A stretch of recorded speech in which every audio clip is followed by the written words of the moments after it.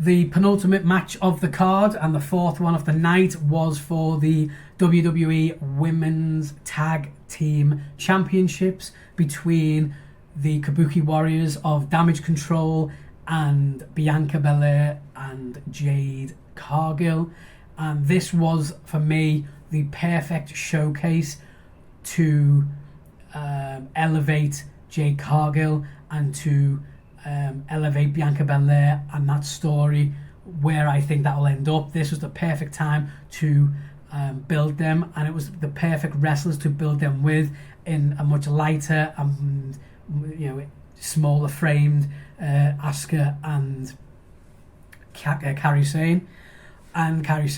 And this was a great match in times. It was a bit not sloppy is the wrong word, but it was a bit confusing at times. But it starts off, as I say, the Kabuki Warriors come down, the crowd are into it. Bianca Belair, the crowd are into her. But Jade Cargill, which I'm quite surprised at, and I don't know why, but she got such a massive response, and the crowd was so hot for her that it just made her feel, and you can see by the presentation of Jade Cargill, that she is a bona fide superstar and will be a big player in the women's division for years to come. But the match was pretty much Belair and Asuka, who started it off quite well. In the wrestling was good. Again, good offense from both. Bianca Belair, showcasing her sort of power, and the technical side of the wrestling was definitely from Asuka.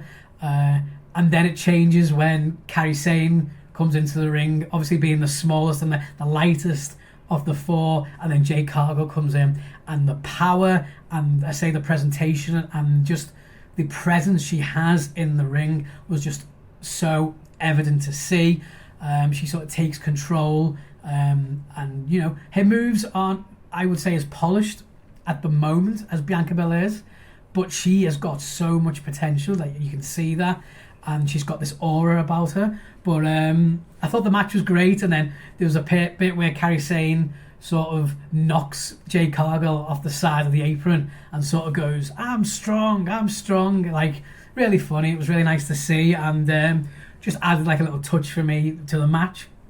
But this match got confused like halfway through it, where Asuka was the legal woman of the match, but then Kairi Sane is in the ring and she goes for a pin, and then the referee says, no, Kairi, you're not the legal woman, get out the ring, it should be Asuka.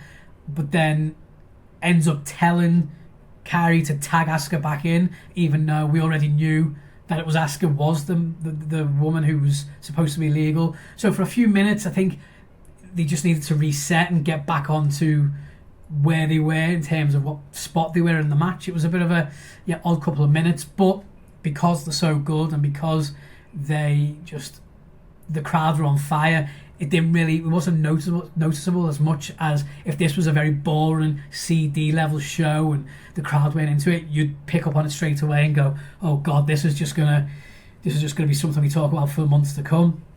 But it wasn't. They recovered, each one of the four girls recovered, and it was a great back and forth match.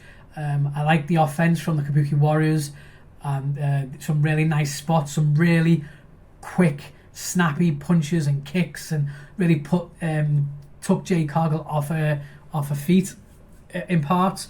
But then same with Bianca Belair and Jade Cargill, some of the offense and some of the moves that they have learned and they are putting together were fantastic power moves that you just know as these team up in the months to come, it's just going to get more polished, more refined, and this is a tag team that will most probably dominate for months to come. But it was the end sequence that stole the show. Basically, Kairi Sane goes for like a move off the top. She lands the insane elbow, that's it. Lands the insane elbow, goes for the pin. They kick out at 2, then goes back on the top rope. But as she's sort of on the top rope, she gets caught from Jade Cargill. Jade Cargill then picks her up as if she's about to do a powerbomb, twists around in like the electric chair drop position, throws her up in the air, and then as she throws her up and then she's fallen, catches her in front of her and then lands her signature move, Jaded. It was just breathtaking to see.